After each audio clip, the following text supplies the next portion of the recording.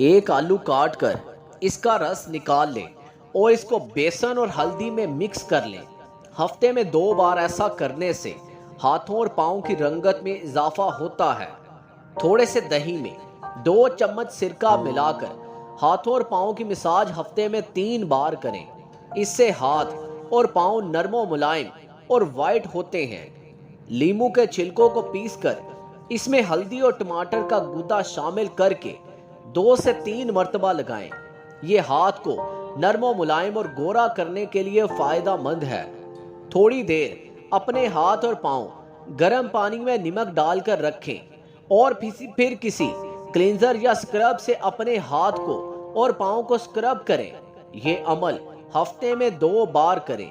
आपको पार्लर जाने की जरूरत नहीं पड़ेगी। लीमू पे कॉफी लगाकर अपने हाथ और पाँव पर रब करें।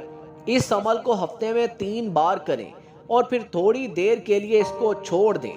बाद में ठंडे पानी से धो लें और फिर निखार देखिए।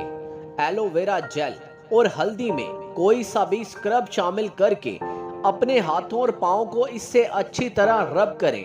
ऐसा करने से डेड स्किन उतर जाएगी और जिल्द बहुत नरमो मुलायम होगी।